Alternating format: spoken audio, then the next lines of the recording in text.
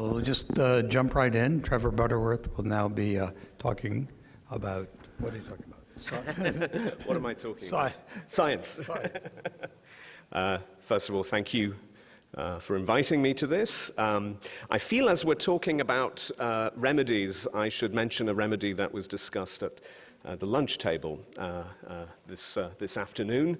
I won't mention the genius that initially brought it up, but I will only mention my contribution to this idea. And it was essentially a dating app for statisticians and scientists. To which I said, that's a great idea, NUMBR. So we could call it number, like Tinder. This is one of the hazards that you get when you invite an English major to have an interest in statistics and science, is you get dodgy jokes.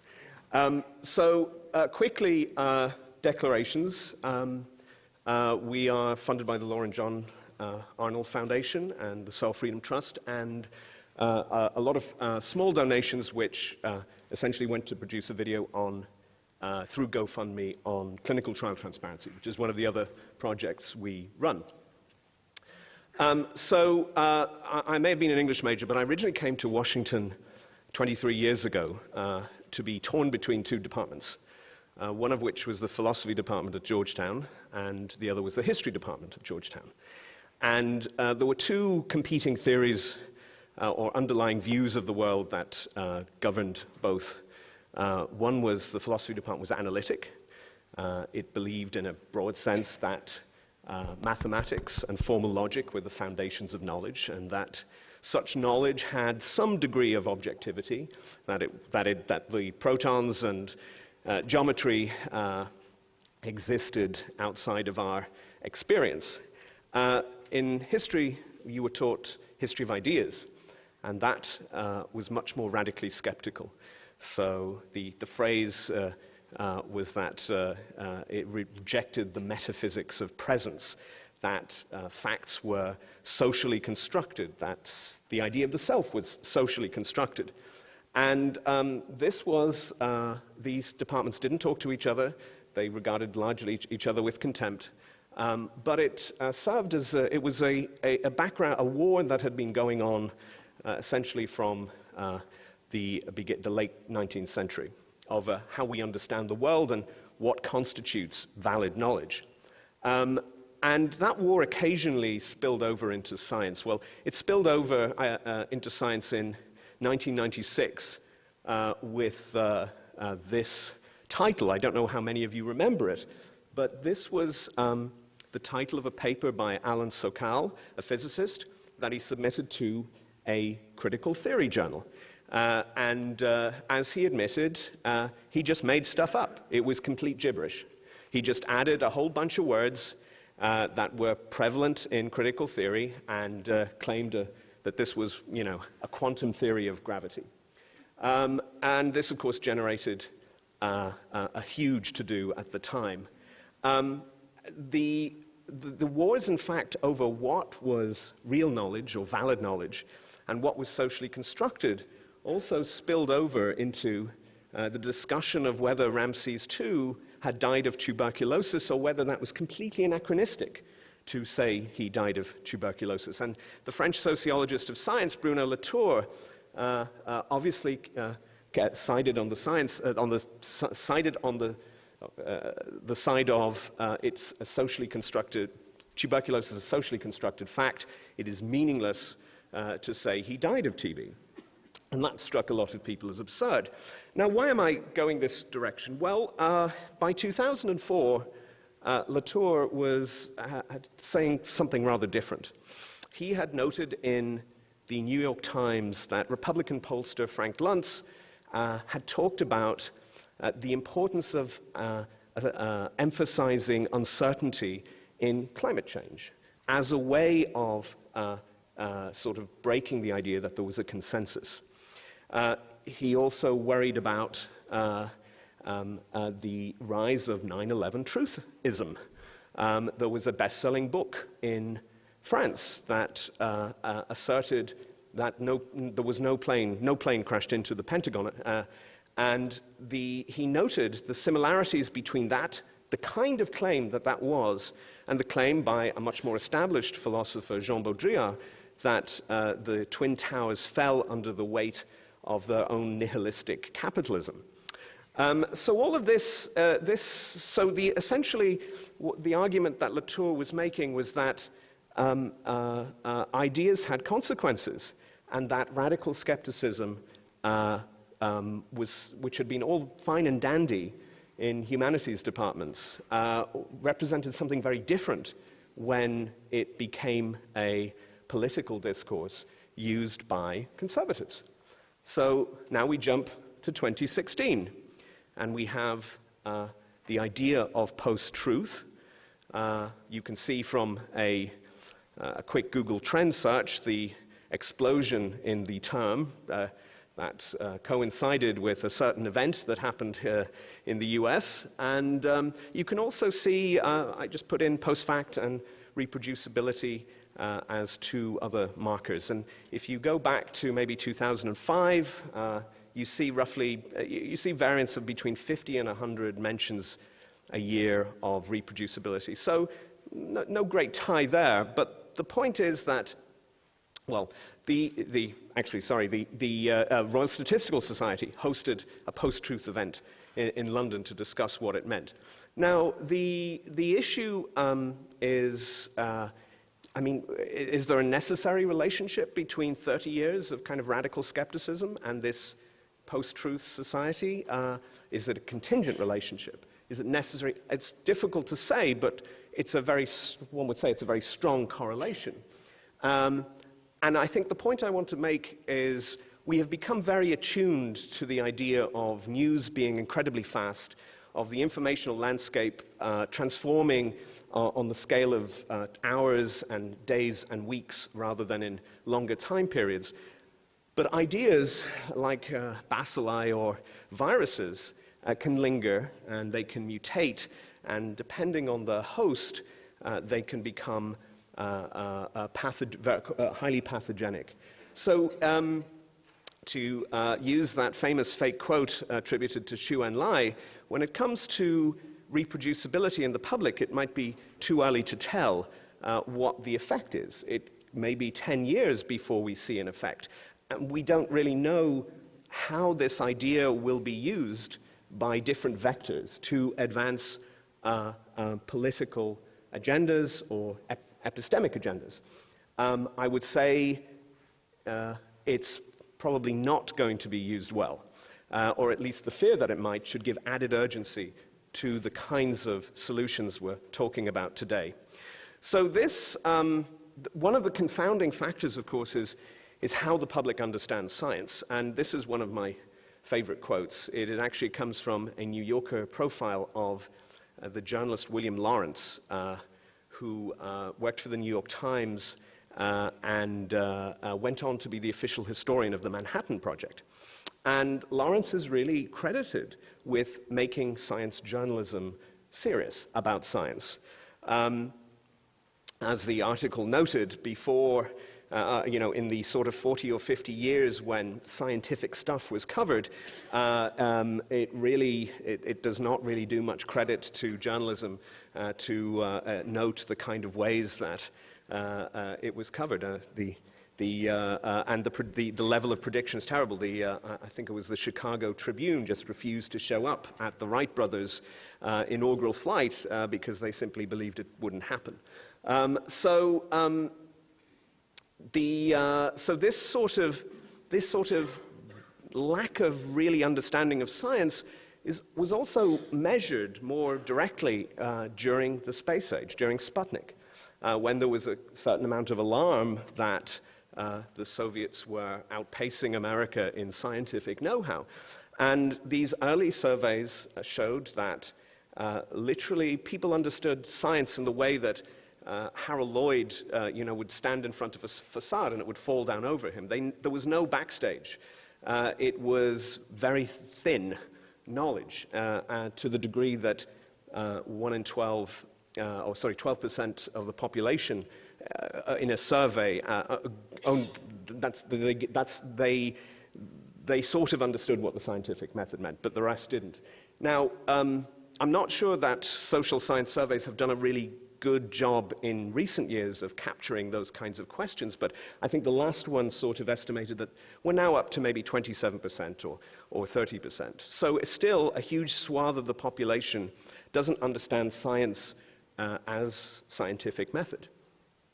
So the question then is, when a public sees something like the articles that appeared in The Economist, how do they understand that? What do they take away from that? Obviously, quotes like this leave little to the imagination. And I remember, but one of the quotes that I thought, at least when I read this at the time, was Brian Nosek's comment, which suggested to me that there was a strong correlation between the problem of reproducibility and the problem of moral hazard in the banking system. So what happens if the public, or a certain section of the public that has influence, or influences that have influence over government, decide that scientists are bankers? They're just out to get what they want, and they really don't care about the consequences. There's nothing holding them back from just saying whatever they want. This would be the absolute, this is sort of worst case scenario, but it's worth thinking, because all of those, my fellow English majors and history majors who would have been trained to think about uncertainty in a certain way might make those correlations and begin to see science as a bit of a con job. I certainly know from academics in the humanities that reproducibility issues actually really upset them, because they see science as being the prestige thing on campus, and their departments as underfunded. And when they see these sorts of scandals that come out, they're somewhat outraged. So, but again, this is anecdotal. It's unclear as to how these messages will evolve, or whether they will penetrate a broader kind of political agenda. I will say that, to use a terrible analogy, you should be aware that you have a few really great communication scholars, one of whom will be talking tomorrow, Kathleen Hall-Jameson, and they're almost like Marvel's Agents of S.H.I.E.L.D. The kind of work they're doing has really got your back as scientists. I'm not sure that the scientific community fully appreciates the kind of work they're doing and why it's so important. But anyway, to speak of one observation about scientific communication is that if reproducibility does become a PR problem, which is the worst outcome, I think, that it could have, because we know it's a problem for the community, we know it's an epistemic problem, but it's not a PR problem yet. Then the temptation the temptation will be let's find who's the most persuasive. Let's find Bill Nye. Let's find somebody to actually defend science. And the problem is that the irony is that people will be justified in seeing, on a much more trivial understanding, that science is a social construction, and that many of the problems are not related to science, but to contingent local knowledge, resources, incentives, disincentives, and that will be, so there's no good defense. There's no good defense to say that, well, actually, this is just science being scientific, because the argument is, no, science isn't being scientific. So that's, I think, to me, as a former journalist, that's the most troubling message. That's the distillation of the problem if this issue becomes one of a PR problem and one that's communicated to the wider world. And now we get on to the solution start of the talk. Journalists are beginning to grasp this. This is a comment. We have run a series of workshops over the past year, and this was one of the comments on our evaluation forms. And it should be worrying that the journalists think they are being actively misled, not just by the individual researchers, but by the public relations wings of the researchers' universities. So this came out of, we conducted workshops at newsrooms, Fox and Stat News, AGU, DC Science Writers, that's one of our star advisors and science communicators, Regina Nuzzo, who's in the front row.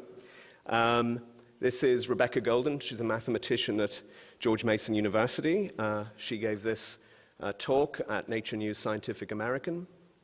And this is our most recent one, where they both teamed up for an all-day event at the MIT program, night science program. The basic takeaway from these workshops, the simple takeaway, is that scientists know what they're doing when it comes to study design. And I realize after conversations I've had, study design means a lot of different things to different people. But it's best expressed, I think, by one of our advisors who wrote a critique of a piece and said, this study isn't designed to answer the question it's seeking to answer, in terms of the model, in terms of the statistics, in terms of everything. So they believe scientists know how to do study design, but they're increasingly aware that there's a problem. And they are increasingly aware that they may be fooled by numbers. So we actually, and forgive me for the crudity of these questions. This was, when we were starting out these workshops, I thought, well, why not just throw in a few questions about the knowledge of statistics and what they think, what do scientists think of statistics, or journalists think of scientists think about statistics. So it's a bit of a sort of survey. And the pool is 69 journalists and editors and data graphics people. So it's not representative, but it is a snapshot of what I would call the elite journalists who are covering science. The publications, Stat News and Vox, are sort of data intensive. They pride themselves on doing really in-depth and serious reporting on science. Similarly so, Nature News and Scientific American, and then DC Science writers, because the actual science journalism is increasingly a freelance profession. So you can see that you can read these figures, and it would be interesting, we did get a sense that in the comments section that journalists were, after the workshops, were maybe not so sure that they should be sure that scientists understand how to design studies or interpret statistics. What they did want to know, these are all the things they wanted to know. What they wanted, so we started out and we had about 90 minutes. We thought that's about the limit we can go with a working journalist in a newsroom, and that was true. But when we did AGU, we had sort of billed at about 2.5, 3 hours. The people at AGU had to beg us to leave the building because people wouldn't leave. The discussion on p-values, I think, lasted over an hour and could have gone on much longer. So then we got the opportunity to do a workshop at MIT night, we said, right, we'll do a full day one and we'll make it interactive and what have you. And they didn't want to leave either. And the evaluations are, we need more of this, we need more of this. So these are the kind of things that on the evaluations, they said they want more of. Here's another page of it. I draw attention to how to discuss uncertainty, which I think is a much broader societal problem and one that needs to be addressed. And also, how do we actually talk about statistics in a way that's meaningful to the typical reader? I'll have a little bit more to say about that. And then, what are we supposed to do about p-values? In fact, we did get, some journalists didn't realize that p-values were kind of an arbitrary measure. So there's you can take away a couple of things from this. I take away that there's, the age of big data, which was, I think, a term that reached its peak in 2010, has created this idea of prestige to understanding numbers. You see it in journalism with the evolution of 538 and Vox.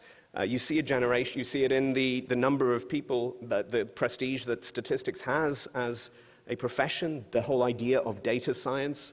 I mean, it really has become there's a lot of cultural value in being data literate. So I think that reflects part of, that's reflected in this, what we want to know more of. But I also think I think it's reasonable to assume that the sense of the repeated crises in science over reproducibility and data are also driving a sense of, I got to know this because I don't want to be fooled. So we have a potential solution to all of this, but I want to keep going. The negative side of this thing is that what the hell are journalism schools doing? Now, not every journalist is going to go through a journalism school, but we had this report come out in the last year which tried to assess the state of data journalism, and it made a point that I think we heard a lot when, because we've also gone to journalism schools, is that when journalists are going to be, if they're going to be taught statistics, it's usually a statistician coming in and teaching them as if they were going to become a statistician. So all of these things are not, explaining z-scores and standard deviations are contextually meaningless to many journalists. I was really struck by Emery Brown's talk earlier on, and I would say that, when it comes to the level that we're dealing with, the grade school level is probably just about the limit for most journalists in terms of understanding. The stuff that you want to teach high school students in statistics is both contextually not the right thing to be teaching, but also at too high a level. And part of the reason is that if the art of explanation was easy, we'd all be geniuses. This translating these concepts for people who are not by instinct or training or development or whatever, that's not how they think, is really difficult. It's laborious. I think we've learned a tremendous amount over the past year from workshop to workshop, and it's still a work in progress. I would think in a year or 2 years' time, we will have learned an awful lot more.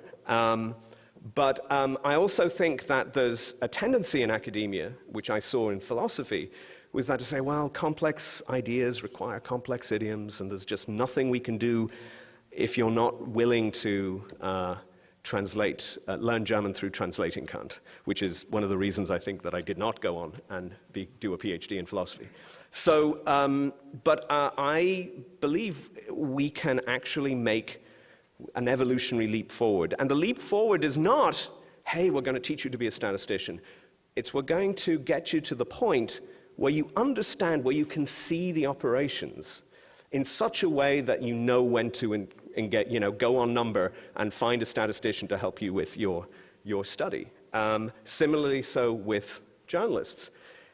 There is another idea that I think Daniel Dennett recently, really encapsulated, is that we now think of some of the great projects in science as being so complex that actually nobody can, the sort of, we've gone from the idea that one person can know all of knowledge, somebody like Leibniz, to the idea that even within a study, no one person on the study team can know it all. But I think this is the same for explanation, for the project of explaining these concepts. This is where our great fortune occurred about 2 years ago under the infinitely wise leadership of then David Morgenstern and Ron Wasserstein of the American Statistical Association, and then Jessica Utz, also past president. And they, I think, really felt the need to engage on these issues, and so they approached us. In addition to doing these workshops, you'll note that as part of the page, we use the coxcomb diagram from Florence Nightingale's report on the Crimea. Nightingale is absolutely inspirational as a science communicator, and she nailed it. She nailed it at a time when she wasn't even allowed to go in and address the men in the review because she was a woman, but she created these diagrams that actually nailed the problem. Now, you might argue that she didn't quite nail it, or from modern statistical methods it wouldn't be. I don't know. this is an example of an evolutionary leap forward in understanding, and it's great. So what did we do?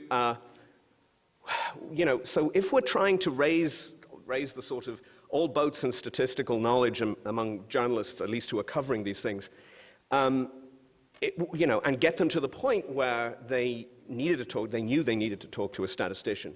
Well, we had to provide them with statisticians. So we created this advisory board. These are all volunteers. They volunteer to pre-check material before journalists go to print. You simply, you put in your problem in the form, say, I've got this problem, and then we figure out who among these volunteers is the best person to address that issue. And since launching about a year and a half ago, we've had about 150 queries. They range from the very simple, basic stuff to one of our advisors spent 5 months with ProPublica. And we got, the comments from ProPublica was that she saved our lives over and over again. So that's pretty cool. And in case, we've also had the objection, well, statisticians disagree about so much. How can we explain things to journalists? Well, so at the sake of, I figure I should bring in some sort of curve into the talk. So on this side, we have a complex problem where there's disagreement. And typically, that might be one where actually a mathematician will have a different perspective than a statistician. It will also be, I think our example is, the examples we've had have been stuff where interpreting algorithms, which is one of the hot things of the moment. And then on the other side, we have, can you give me a formula for doing percentages? And the person giving that talk, this was at the National Press Foundation, blinked, didn't, but said, that's a great question. And she noted that of the participants, the questioner wasn't the only one who wrote down the answer. So, and in fact, most numeracy programs in journalism are on this side of the explain averages, explain percentages. And, that's an indication of where we're at, and we just need to deal with that. But the majority of these in-between questions are things that you mostly agree on. And things that you can really help on. So I'm not too worried about suddenly people getting immersed in deep epistemic problems around probability. That's, even if it happens, big deal. Best to explain, use that as an opportunity to explain uncertainty in science. But the other thing we realized, I had a bit of fun just creating this image because, I got into journalism at a time when the notion of a blue pencil was synonymous with editing, but I realize now that, I'm not sure people even use pencils anymore, but it's actually a mixed metaphor because that thin blue line also suggests police force. It's not enough, I believe that accountability in scientific reporting is really important, and it is an instrument of culture change, but it's absolutely not enough. A realistic goal would be perhaps to see if you were to formulate journalistic coverage of science and data in a way that you could measure error rates, would be to reduce the error rate. Could we reduce the error rate by 30%? And might that have an impact on what's getting published in the journals? And might that have an impact on how press releases are being formulated? We don't know, but we think it's really worth a shot. Because the alternative is that scientists then don't believe anything, either believe everything or don't believe anything. But we also recognize that in the same way that Emery Brown talked about putting neuroscientists in a 2-week stats boot camp for advanced techniques was kind of expecting too much. Simply expecting statisticians, scientists for that matter, to know how to talk to a journalist and to answer their question in a useful way, that should not be presumed either. And we had this absolutely fantastic 1.5-day workshop with ASA. ASA created these communications fellowships, and it was really, I think it was mutually informative. So we found people that had a natural facility for coming up with great metaphors for describing statistical problems. And that's what you want. One example that springs to mind comes from Steven Siegler, whose books are largely impenetrable to me. But he uses this example in the 7 Pillars of Statistical Wisdom to describe the problems of big data. So big data, he says, it's like, if you imagine the Borges story, Memorioso Funes. Memorioso has an accident, and he is doomed to remember every single thing of his life in all 5 senses. And of course, he cannot make sense of anything. And we can kind of imagine if you were forced to remember every single moment of your life, every smell, every tactile sense. And some people are actually doomed to this as a medical condition, and they struggle with making sense of life. So that gets people into the idea that you can't just look at big data and spontaneously see questions and answers. And let me tell you that the idea that you can is hugely prevalent. A head of an NYU department actually said, "Hey, we don't need statisticians anymore. We've got big data." So this is why these great little metaphors, these great little analogies are really powerful and important. And then the thicker blue line involved going into journal. Springer Nature invited us in. This is Carla Ballman, who's division chief of biostatistics at Weill Cornell Hospital. She also worked with Tian Zheng, who's a professor at Columbia. And we did what I think was a very, very interesting workshop there. And the messages were, keep going. And also very interesting, how do statisticians somehow intervene earlier in the problem of scientific research such that the scientific research will be better? I mean, it's exactly the kind of journalistic phrasing that I would use, but you get the idea. So that we're now actually going to be doing a series of events with Cell at the Cambridge Science Festival. So we think this, and we didn't expect this. This was not in our strategic plan, so to speak. And then something else happened.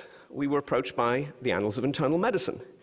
And they said, look, we are frustrated with seeing researchers make the same mistakes over and over again. It's as if you find a paper that's been successfully published, and then you just simply copy those methods and then submit your paper. And you clearly don't look at whether those methods were right, whether they've been superseded. So there was a lot of frustration, and they've had a couple of attempts to try and create their own series of instructional material, and it hadn't worked. And that's not surprising, because that's not their skill set. So we got a small experimental grant to trial a project, and we decided, well, this is an opportunity to raise the game. So on the recommendation of Alberto Cairo, who some of you probably know is one of the great gurus of data visualization, we went to Accurate, a top data visual coding company. And what we've done is bring the statisticians together with my team, who are composed of journalists and educators, teachers, and then we're going to work with the graphic designers and coders to figure out how we can create an online narrative that is interactive, that allows people to play with data in such a way that they can visually see, how things could go wrong or how things go right, or when you need to go, stop, consult a statistician now. Our goal is actually to extend this. We'll see whether we get the funding to do it, but to produce a whole series of contextually relevant interactive modules for clinical trial researchers, and then to adapt them to do something similar for journalists, and then potentially to package these up in ways that they constitute a coherent course. Now, that's a kind of long-term prognostication. In this case, I believe that if you build this material, people will come, because this material doesn't really exist. One of the things we learned about data visualization is that even very, because there's lots of really interesting attempts by researchers and students and departments to create interesting visual graphics and widgets around statistics. But in many ways, the level, the entry point is still too high, that you really have to tease out and test a narrative that gets a majority of people to the aha moment. This is the lead person, Georgia Lupi. She's got a book out, Dear Data, that the FT raved about. So we are very hopeful that having these kinds of conversations will produce solutions. That actually getting people who really understand design as a process of communication and who understand the best teaching methods, that we can create these sort of tools that can, again, not turn people into statisticians, but potentially reduce error rates. So I'm at the end of my talk, and I know maybe you want questions. There were a couple of other points that I did want to add. So in the title, I said no prosecutions. At the risk of an overinflated analogy, in my lifetime, in our lifetime, we've seen two major, seemingly intractable conflicts become resolved. Those in South Africa with apartheid, and those closer to my original home, the conflict in Northern Ireland. And in many ways, why they succeeded was that they drew a line under the past. And they said, right, we're going forward. We need to reconcile. We don't need to start prosecuting each other for, legitimate crimes. Now, in a much more simple way, I think the risk of reproducibility is that it could create all sorts of conflicts that actually will just damage science. And so, as difficult as it may be, and as a journalist, I was often quite prosecutorial. I don't believe in that approach anymore. I think we need to focus on the problems, provide positive encouragement, devise tools in order to change sort of norms of behavior. And that requires a very deliberate and often difficult approach that doesn't extend into open warfare between different tribes of the scientific community. And believe me, it's easy. I don't know whether any of you follow the disputes between endocrinology and toxicology, but they're vicious. And the other thing I would say is that this is a problem that's sort of owned by everybody, which leads me to the concern that it's actually not owned by anybody or somebody. The needs, if you think back to John Ioannidis' seminal paper in 2005, and you look at the progress that has been made on this issue since then, and you match that up with developments in statistical techniques and methodological techniques, the story is actually a very good one, a really great one about science progressing. And I believe we are on the threshold of extraordinary developments. But I do think this problem needs to be owned by somebody like the National Academies of Science, just as an organizing principle for everybody else in the field. Because you all have pressures of teaching, of administration, of research, of grant funding, that means this isn't your full-time job. And all successful endeavors really do have that person who spends their full time organizing everybody else from the, as Bill Eggers points out, that's one of the reasons we actually put somebody on the moon. So I remember I moderated a panel at the State Department in which this brilliant young researcher just got up and started challenging the State Department to put its money where its mouth was when it came to supporting science. And in a more sort of general terms, my challenge to the National Academies of Science is to look at what has happened over these 3 days and to figure out a way to be a champion of this movement, because ultimately the stakes are incredibly high. Thank you.